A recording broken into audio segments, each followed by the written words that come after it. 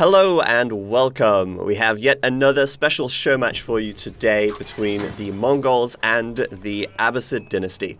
I'm Zach Robinson, also known as Zero Empires. And joining him, I am Eric Roble, and we are delighted to share this very exciting game between our balanced team members. So sporting down to the south of the map in the red, we have Mark. He's going to be playing as the Mongols today. And we could see already that the Mongols, they start a little differently to other civilizations. Their town center was packed up, and he already loosed his arrow with the Khan to give him a move speed bonus. So tell us a bit more about the Mongols here, Eric. Okay, so all of their buildings, or most of their buildings, we should say, can pack and unpack. So this sort of mobility theme you see throughout the Civ of being able to move up and go to different locations. And a key building for this is the Uvu. So I believe there's already an Uvu built, perhaps? There it is. So this is a building you build on top of the stone deposit. So there was originally a stone deposit here. He built it on top. And this building, as you can see, it's constantly producing stone over time. You can see he's got 80 plus stone already. And there's a couple of really cool things that Mongols do with stone that the other civs don't. So when you put buildings next to this, it allows them to double produce. So you're spending the normal resource for the unit plus some stone, and then you get 2 units instead of 1. So it gives them a really high flexibility with their production. And then the other thing is upgrade buildings. You can get like sort of a bonus or double type of upgrade, like this here, a really good example of the whistling arrow. So it gets extra duration and extra time. So every bonus upgrade is going to do something a little bit different, but it definitely gives you some very interesting strategies to pursue. Of do I want to go for the techs? Do I want to go for a big army and try to attack the enemy? Or you can actually even do it with your economic units. You could produce extra villagers and try to crank out your economy that way.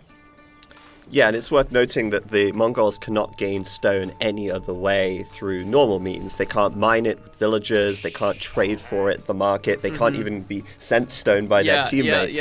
So they're really relying on we the thought Uvu. Of everything. Can't pull a fast one on us. But there are other ways to generate stone later on through landmarks and through trade once they do some special techs, which we can talk about later on. But over on the other side of the map, playing in the blue, we have Stefan. He's playing as the Abbasid dynasty, and actually both these civs very different to what we've seen already. I think we've showcased the Holy Roman Empire, the English, and I can't remember what else we've shown actually. I think it was just those two. Yeah, just those two. Yep. And so, these two playing very differently to those. They're more asymmetric. The Abbasid dynasty, they're really all about the House of Wisdom. Yeah. This is the central focal point for this civilization. And they played very differently because they don't have to build landmarks to advance to the next age. This is the landmark. And instead of building... The big one. Yeah, instead of building new ones, they actually build wings onto this landmark. They have the economic wing, the military wing, the culture wing, they have the trade wing.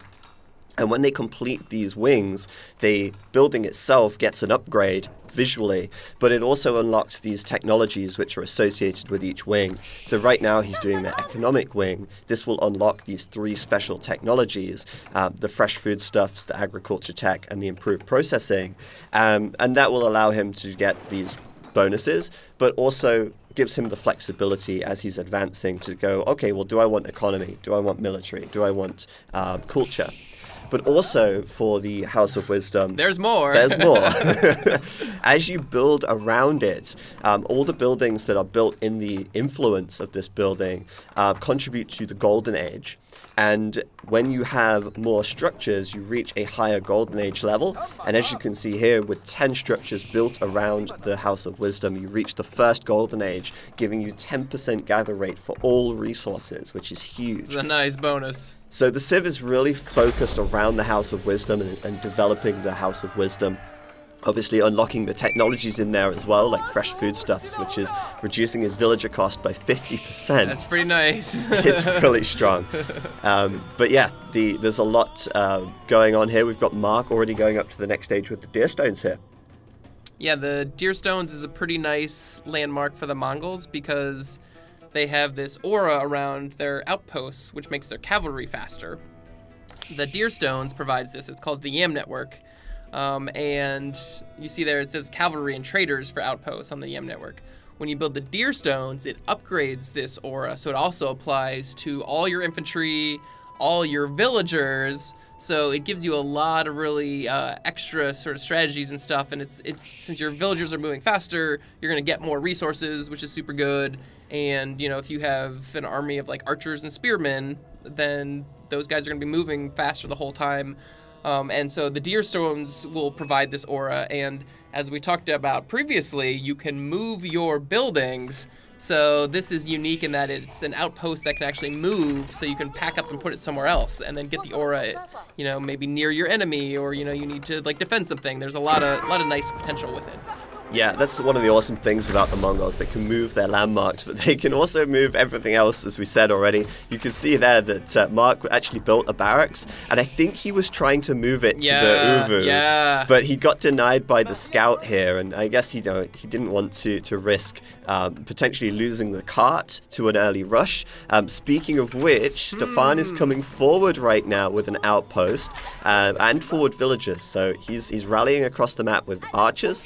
He's got his outpost coming up right outside of Mark's base, and Mark now escorting his archery range with a spearman to try and get it next to the Uvu so that he can spend some of that banked stone, 600 stone. Oh, he's really got a lot saved up there, so that's why he's trying really hard to land this building here. And the reason he's got the spearman escort is because it's difficult to unpack it if the enemy's right there. Like, he's trying to unpack it. The unpack got canceled because of the scout. And the spearman, of course, doing double damage to the scouts is going to do really well. Okay. He's bringing the bills over. He basically had to zone out with the villagers so he could land this archery range. And I'm sure once this finishes, he's probably going to start double producing units. Yeah, so the cool thing here is, like you say, you can produce 2 at a time, and it just costs the same amount of stone as the total resource cost of the unit.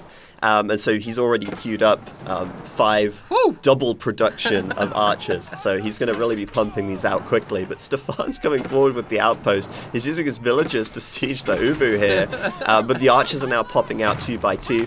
There are some spearmen coming out on the other side. And the Khan is coming in as well. We've not really talked so much about the Khan. Let's get some info on the Khan, Eric. So, number of interesting things about the Khan. So first off, he's basically the scout of the Civ. So instead of starting with the scout, you get the Khan. So he does all the normal scout things of like, collect sheep and like having a good vision range and stuff like that. Oh, this fight is really interesting though. So we've got a tower, we've got double archers. He's popped out 2 of those. So now he was at, he had no units and he was like super behind, and he's a little outgunned here though, right? Yeah, he's going to get back. The tower was really helpful. But the Khan, he's waiting for the signal arrows to come off, and I think he's going to try and use one of these in just a moment. If he's still got some units to buff, he has, because more archers are coming out. And here we go. Signal arrows should be coming out in a moment, I imagine. Or maybe he's just saving it. Yeah. So it's the more units you have, the more effective it is, right? And yeah, that's true. We've tuned it so that it has a very short duration. So it's a very high impact. You see the huge 50% bonus, but it's only for 5 seconds. So you really got to wait till that critical time to maximize it, and then you have to wait. The cooldown is pretty long. So if you only have 3 archers, it's not going to be that good. So he's kind of waiting and probably massing up for the right time to activate a really juicy, powerful arrow. Yeah, I guess it all depends on whether or not, it's critical enough to need to fire the arrow. But there are 3 arrows available. One which increases move speed of all nearby units, one which increases the attack speed, and one which increases the armor. And as you say, it lasts for 5 seconds. This is upgradable with a unique technology. And also the Khan can fire off the scouting falcon as well, which provides line of sight over an area. No need to do that just now. I think he's got plenty of vision of what's happening at the moment. And I don't think he likes it, because that tower was upgraded, so that tower is going to be shooting by default. It's also garrisoned with 5 villagers, so each one of those is shooting an arrow as well. So you can see a lot of times these villagers are popping out of the archery range 2 at a time, and they're immediately getting shot by a bunch of arrows. So this is a pretty tough spot for Mark, but look at that. He's got a ramp coming in. Has. He's researched the siege engineering tech from the blacksmith. He's built a ram in the field with the spears, and he's ready to assault this position and send Stefan home. Stefan doesn't have too many military units out right now. He's not got a great defense for this tower, so it looks like this tower may go down, although he is trying to reinforce, but I think he's going to be pushed all the way back, losing villages in the process as Mark chases him down now. And he did actually just use the arrow there. He actually, I don't know which one he used. I think it's already expired. But he's also getting the move speed from the Yam network, which was coming from the deer stones over here. So it gives him that little bit of extra chasing power as he sends Stefan back across the mountain range to his side of the map. Yeah, that was great for pushing the enemy out. That extra move speed on the archer, he was able to get a lot of villager key kills. And actually, that ram, it's just been attacking away, and it was able to get the burning state on this tower, which is really great for Mongols because they get to raid resources, which gives them 50 gold and 50 food for every building that they burn. So he got that from the tower, and now he's working on the archer range to try to get even more gold and food. Yeah, so every time a building gets low on health, it will set on fire, and that will trigger the raid bounty for the Mongols. And actually, Stefan, we've also seen the camel archers coming out for him. This is a unique unit to the Abbasid dynasty. They get the camel archers and the camel riders. The camel archer, ranged cavalry archer type unit that has the camel unease bonus. Now this actually makes horse cavalry units weaker when they're near to these units. Horses, they don't like camels. They really don't like camels. They freak them out. They're like spitting on things. There's not into it. Not good at all. And oh wow, there you go. A Mark coming forward now as well with the archers. He set off his maneuver speed arrow, so that was he's a got great the use speed. of the maneuver because he was able to pick off 2 or 3 villagers there, and the reaction time was very quick for Stefan. He pulled his villagers immediately, but those archers just sprinted in there so fast with that move speed. Yeah, so he's really in a strong position there in the middle of the map, and while these camel archers are going to try and contest this position, but I don't think he can really. They're very bad against he saved rams. the spearmen and garrisoned him in the ram. So one of the nice things with the camel archers is they're kind of similar to the archers in that they're doing bonus damage to spearmen. So those 4 spearmen are not going to be able to do anything against 4 camel archers. They're going to die super fast. They're going to get kited. But he popped him in the ram and gave him complete protection because the ram is only going to take 1 damage per hit. It's got 15 ranged armor. Yeah. So that was a great save. That was really smart. And Stefan hasn't really been able to do too much with the camel archers yet. We haven't really seen any cavalry out of Mark. And the Mongols, as a civilization, they do lean towards cavalry. They get the horsemen in the Dark Age, the very earliest time that you can train that unit in the game. They also get the Mangadai horse archer, which is unique to the Mongols, available in the feudal age. We haven't seen them just yet, as he's opting at the moment to go really with this archer and spearman mass rush, I suppose, with all the double production coming out of the Uvu over here. Yeah, and another reason cavalry could be really good on the Mongols is the raid bounty that we're talking about, right? Like if you have really fast cavalry, you're going to be able to run into position and burn down a building before the enemy can get there in time and stop you. And then you can just peace out and you're like, no, wait, come back. It's like, well, I already got my money. I'm burning your buildings. Yeah, Mongols can do so many things. They're really versatile as a civ, and getting a cavalry early and going for some raids could be huge. And Stefan, he's going to stumble across the bills down here. No! There's a low one. Can he pick off the low bills? Good find. Is he going to go for he it? went right for it. There we Right go. for it. So, but he's got the archers. Good save. Good save. Yeah, 1 villager kill. I mean, he is keeping Mark kind of on his toes, right? Like, these 4 camel archers have been running around for ages, and Mark's chasing him down with 20 archers. It's kind of a big distraction for him. But I wonder now if we have anyone looking towards the next age, or kind of what is their game plan at this point? What's the next phase of the game? Yeah, what is the next phase? Oh, this is interesting. Mark, something else that's unique about the Mongols, they do not build farms. They're nomadic. Why would the nomads be building farms, right? They got to move. So instead they get pastures, and pastures produce sheep passively over time. And this is the Mongol food economy, essentially. They just constantly produce sheep. And if you build the pasture around the Uvu, they do produce faster as well. So there's some nice synergy there. But as we saw, Mark sort of moved his town center away from the uvu, and that uvu has to be limited to the stone on the map, which can sort of limit where you place these pastures and buildings around it. That said, though, he's on the way up to the castle age now with the steppe redoubt. Yeah, this is a really nice building because it acts as a drop-off point. The gur is the Mongols' universal drop-off point, so you can bring back wood, stone, food, whatever that goes there. And it also researches all of the economic texts there, as well as 50% extra gold dropped off at this landmark. So it is a great landmark for the moving mechanic of the Mongol, because you can slurp up a gold deposit with the extra 50%, and then you just move it on to the next gold deposit, move your villagers there, and you're getting the 50% all over again. Yeah, it's awesome. And, the landmarks have really been designed with movement in mind, really encouraging players to use the movement mechanic, and there's lots of benefits for doing it. Look at that, the Khan oh no! caught out of position. And that's kind of a shame for Mark, because those signal arrows can be so important and so decisive. But don't worry, Mark's Khan will come back. And actually, when the Khan dies, after a certain amount of time, he will respawn back at the town center. The Khan is never truly dead. He will always return. Yeah, and we've actually iterated on the respawn mechanic over time, because the initial implementation was that every time the Khan died, it would be longer that it would take to respawn, and it took longer and longer and longer.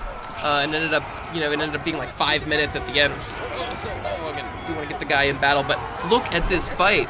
Yeah, Mark here is actually getting the movement speed bonus, which is awesome for kiting the cavalry away. Yeah. But he's also down in an upgrade. The archers from Stefan here have the extra attack upgrade. He does fortunately have the support of his town center fire here as well. Nice. And I think overall, these guys might end up trading relatively evenly if he continues to fight under the TC. He's got a big army, though. Like, look, he's got more archers. He's got all those camels. The horsemen did really well. And look, the upgrade just came in for Mark. He's got veteran archers, but look how many. He's got so few now. Look, they're just getting picked off. Yeah, he's losing a lot here. But again, like fighting under the TC, Stefan's taking heavy damage from the town center. Yeah. But Mark might lose. Yeah, like he's lost a lot in that fight. I mean, both players kind of neutralizing each other there, I think. Stefan's still in age 2, however, and that was his like big age 2 push. A big push, and he got wiped out. Yeah. I think he got some villager kills though. So while he got wiped out, I think let's see, he's got 40 for Mark, and then how much on the other side? Stefan has 56. Very nice. Wow. Okay. So just sort of trading and keeping the enemy's army down while you have an economic lead is actually quite strong. And there's some extra archers for Stefan that weren't part of his main army. It looks like maybe they were hunting for villagers down in the south. Yeah, I think he was looking down there, but Mark's got the tower, of course, to keep those 5 villagers safe, so I don't know if they did too much. He's also built his uvu down in the south as well. But now Stefan, going up to the castle age, he's going up with the culture wing. So the culture wing allows him to get preservation of knowledge. This is a really powerful tech. It allows him to reduce the cost of his all technologies by 30%. So there's a lot of compelling choices in the House of Wisdom. Do you want the cheaper villagers? Do you want cheaper techs? If you go with the military wing, you get things like camel support, which improves the armor of infantry when near the camels. There's a lot of choices to make here, but he's going up with the culture wing now, probably for the preservation of knowledge. He can also do medical centers, which allows his keep to heal nearby units. But meanwhile, he is walling the center of this map as fast as he can. Look at that. He's closed it off. That's a lot of villagers he's got working on those walls, and it totally makes sense because he traded out a huge chunk of his army, so he doesn't have a lot of defense. And we're talking about the Mongols. They really like to raid and burn down buildings, and the units that have torches that are good at burning down buildings can't attack stone walls, right? You have to have siege units, which are a lot slower, so it really changes the momentum of the game. Yeah. And Mark hasn't seen this yet, so he's going to push out. He has actually got a couple of rams, so he does already have a bit of siege.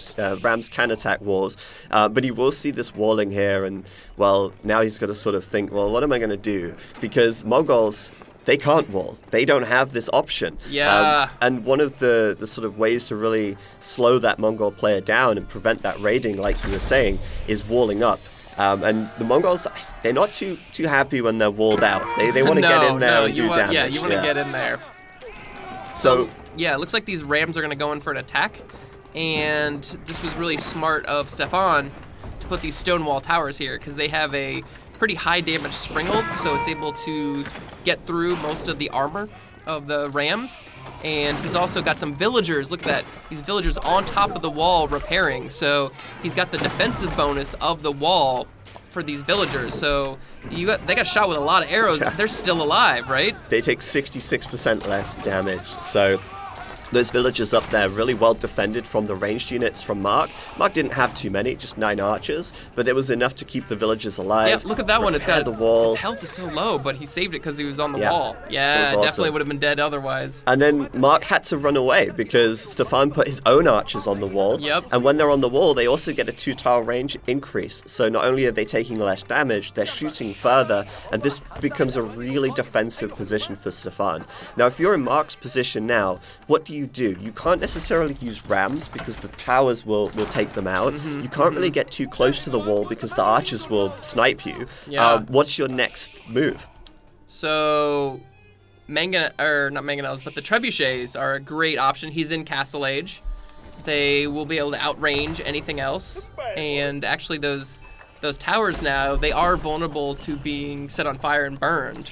And the burning damage happens whenever the building gets to 25% health. It doesn't matter what type of attack is hitting it. So even though you're not using torches with the trebuchet, you're still going to set those buildings on fire. You can get the raid bounty, and you can work on knocking it down and trying to get into his base.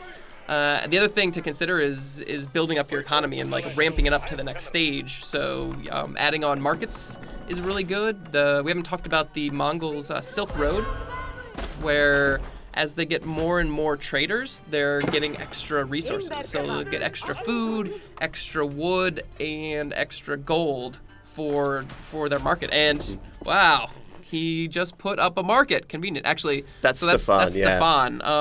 And why would Stefan want to build a market with the Abbasid?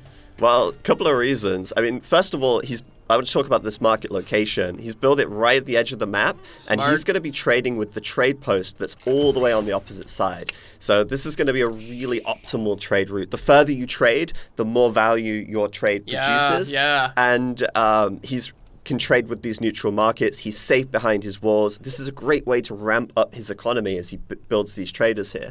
But the Abbasids have a couple of bonuses. One of the things they can do is actually, once they get the Grand Bazaar tech, they can choose which resource gets deposited from the traders. Nice. So instead of bringing back only gold, they could also choose to get food or wood or stone.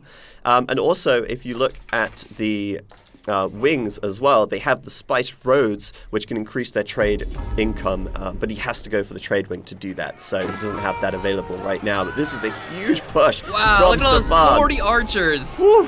But look at this, he's got so many knights. Knights are such a good counter to ranged units, but then Stefan with the spearmen coming in at the front as well. This is going to be a really big engagement here as Mark loses the Khan. No, not again. The Khan, why? Oh, he didn't last too long, did he? He usually becomes a target just because of how powerful he is. If you can get the signal hour off, that's great. But right now, this fight here with all the knights... These knights are just running around. They need to get onto the archers and attack. They've been fighting the spearmen the whole time, and the spearmen are doing a lot of damage. Like, he had such a huge army of knights, right? And it's really getting whittled down here. And the other thing for Stefan at the back, he's got some springalds in here. Now, springalds you think of being great at dealing with other siege, but they're pretty good at dealing with knights as well, especially when they're uncontested. But I think Mark just has too many reinforcements. He's killed all of the spearmen now, and the knights can get on top of these archers and crossbowmen and really start to do a number on them. So Stefan retreating back behind his wall. He might even pop some units on top of the wall here. And on the right side, Mark adding in the traction trebuchets as he tries to assault the wall on this right-hand side at the same time. Yeah, those stone wall towers have really been paying off for Stefan. It was a nice clean retreat. He was able to do a bunch of damage to the army, and he's been knocking down these stone wall towers. He got the raid bounty from the first one, and it looks like he's gonna get the second one down too. But these rams, look at the look at the ram health. They're so low. They're basically done for here. 5 hit points. Oh, he knocked him down. Oh, but look at this. He's bringing the springalds over, and the springalds, they can actually shoot through the gate. Good shot. So he's gonna take out the rams anyway. He got him.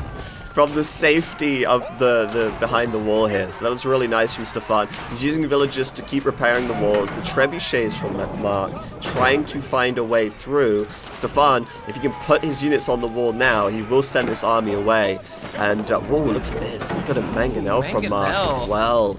So I think Mark's thinking, hey, you know what? If you put all your archers up on the wall, they're gonna be all clumped up really tightly. Yeah, I'll mangonel that any day. Oh, and yeah. they take 66% less damage, but a mangonel doing a lot of damage onto the wall would still do a number on these archers. Yeah, if you can hit all the archers in one shot, that's a lot of damage. But for now, he's fallen back. I don't know why he doesn't keep ranging the wall with the trebuchets, to be honest. I think he could still be doing some damage here and maybe trying to work on taking the wall down. I think the Springolds might have scared him off a little bit, because the Springolds do bonus damage against siege weapons. Yeah. So, and they have a pretty good range, right? Like they have 10 range. They have 10 range, and Trebs are a longer range. However, the Mongols, they don't use the clockwork trebuchet. They use the traction trebuchet, so it's a little bit different of a unit. It's a little bit shorter range, it's faster, and it's a little bit cheaper. So it sort of fits that Mongol theme of being more mobile with the Trebs. So he was able to back off because they're a quick, sort of faster unit. But it looks like he's going back in. He's sort of rebolstered his forces. He's rebuilt the knights that were killed from the spearmen. Well, seeing all these knights makes me think that Stefan might want to consider some more camels here. We've seen the camel archers already. He also has the camel rider, which is very effective against cavalry units. So we'll see what he can do there. And I think, he is adding some camel archers at the back here. But Mark recommitting to attacking the wall now, trying to keep his army back so that they don't get peppered by these arrows. Oh yeah, they're doing a really good job. Like you're saying, the extra range too. They're getting a lot of shots off, even as these knights just retreat. Yeah, I just love the way this looks, right? Like all up in here in the choke point, really fighting for this. And Mark, just kind bringing of in the mangonels now. Can he get the? Oh, he is. He's gonna hit that. Oh man, that's a good amount of damage, but. Like, all those archers might have just been killed if they weren't on the wall. So he had time to respond to that attack, and he's like, okay, totally. I can't stay here and keep getting pounded by these mangonels. I got to get out of here. Yeah, totally. And these guys are really ramping up their production now as well. We've also got to keep back here for Stefan, really trying to make sure that if this wall is breached, that he does have another line of defense. He's certainly feeling the pressure from Mark at the moment, especially with all the siege that he's started to add. Yeah, he's being sieged pretty hard. And it looks like the wall is pretty much down here. It's just going to be one more shot. There it goes. And he's in. He's in. He's just going to go for it. And whoa, hang on a minute. Where did Stefan's cavalry go? It was all here a second ago. Is he moving it? Oh, he's brought it down to the south. Is this a flank attack? It looks like. Oh, this could be huge, actually. I mean, Mark hasn't committed fully into coming in yet, but he might be able to push this through. He's got a lot of mangonels at the back, so he could easily do the splash damage onto the spearmen at the front. He's got the knights and the archers in here as well, so looks like Stefan will have to fall back with this army. But as he does the knights run in and his out. Cavalry run out.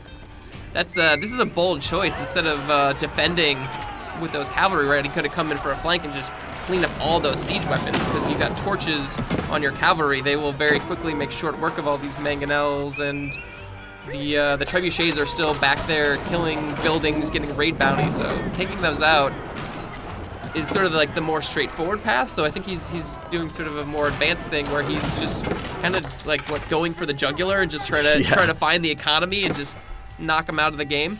Yeah, well, I guess Stefan feels confident that he can hold with these two keeps, so much so that, hey, you know what, this army that's pushing in, I can just ignore that. He's not even afraid of this huge army. That's where he's at right now. He has got to be careful, though, because the trebuchets could deploy here and start taking out the keeps from a distance, and he's kind of losing a few bills. But we see the medical centers in action now as well, healing up the units near the keep. They're taking a big mangonel shot or two, but... There's another one. He's got out I like that positioning, so he's got him sort of at the back of the keep, so they're still in range of the medical centers. And look at this raid. He's found the villagers. This is what he's been looking for. This is huge. Mark's going to lose so much here. There's so many dying. It's going to be so bad for him. And actually, look, his landmark is packed up right now. If Stefan kills that, then he can actually... Oh, no, that's going to be awful. Why is he not killing it? An interesting thing about the landmarks, when they're packed up, they lose their armor. So while they get mobility, which is nice, but instead of having 50 ranged armor, they have zero ranged armor.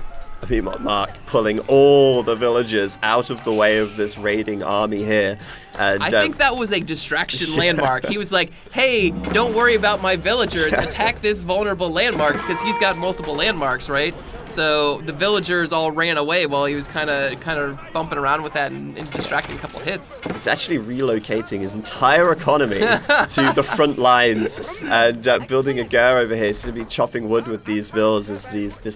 I guess he just can't deal with this. His army is actually quite immobile at the moment. It's mostly sort of the siege weapons they're powerful, but they're slow, right? So that trade-off means he wasn't able to come back and defend. He had to just commit to this attack. But Stefan has 2 keeps here, just really slowing down this army and kind of trapping them almost. Yeah, more raids here as well. And I guess Mark needs to be really careful that if he pushes in too far, the siege could be attacked from the flank. He's going to be mindful of that this whole time now. Mark's at 66 villagers still. Stefan, on the other hand, 116. Ooh! Whoa! That's some economic power. And those traders must really be paying for themselves. 159 gold per trip. They are, however, kind of running through the middle of the battlefield. Oh, this is a dangerous spot for a trader to be. I don't think the traders are going to last yet. Uh-oh, the springles just turned. No, yep, see you later. Wait a second. Oh, okay. I thought Stefan was capturing the sacred site. I was like, hang on a minute. No, he's taking the sacred site back from Mark. But Mark now really low on units, actually. He's just got the siege, and he's using the springolds to try and pick off the other springolds. If the other springolds are out of the picture, then his own siege will be a bit more safe. Reign supreme. You can see they have a lot of ranged armor, so they're taking a long time to die to the archers here. And actually, it's enough to force Stefan back, because the threat of the mangonel, he just can't push into this with his archers at the moment. Yep. Nice attack there, and he is whittling down with those trebs. The raids are still happening for Stefan. He's attacking in 3 different locations with his raid while defending his main base from all these siege weapons. Very impressive display from Stefan here. I'm just worried about Mark, though. I mean, he's really low on economy right now. He's also behind in population, so it's not like he's got a huge army to compensate. And he's, constantly chasing down this mobile army from Stefan, the horsemen and the camel archers, with his own archers, which are obviously never going to catch up. He is getting the raid bounty, though, so when he does set these buildings on fire... keeping him in a little bit, just getting that extra money, extra economy. Giving him a little bit more. It's adding in more trebuchets. I guess he's just hoping, you know what, with enough trebs I can slow roll my way in. And every time I set a building on fire I get some gold and food. So he's maybe just hoping that he can keep setting buildings on fire. Oh, there basically. we go. He sets the keep on fire. It's actually kind of an interesting decision with the Mongols of which building do you want to attack. Because it takes a long time to set a keep on fire. It's got 5,000 health, right? But if you go for houses, they only have 750 health, so you can set them on fire pretty quickly. So if you're kind of economically behind like he is right now, it can be... Oh no, he's falling further behind from these raids. Oh no, Stefan getting in here. And I guess for the Mongols, it's really hard when you're on the back foot because you can't wall up. And look at this now, Stefan coming in. He's built up a large army of cavalry. He's even got the camel riders in there, and that's enough for the GG. Yep, that's too many units. And he's got torches on all those horses. He just burned the mangonels, and that was game over. Wow. Great game, though. I think Stefan there really showing off the power of walling, the power of being able to take a defensive position, and especially against the Mongols, like we say, who really want to be getting in there and constantly doing damage. When you stall them out, things get a lot harder. That huge army of knights, he teched faster with the Mongols up to age 3. He had a big army of knights, but then when he ran forward to raid, the whole thing was locked off. He wasn't getting in there. Yeah. So there you go. Hopefully you enjoyed the game. We certainly enjoyed casting it, and we'll be talking about that a bit more in the Q&A afterwards. Yep. Hang around. We'll see you guys. Bye-bye.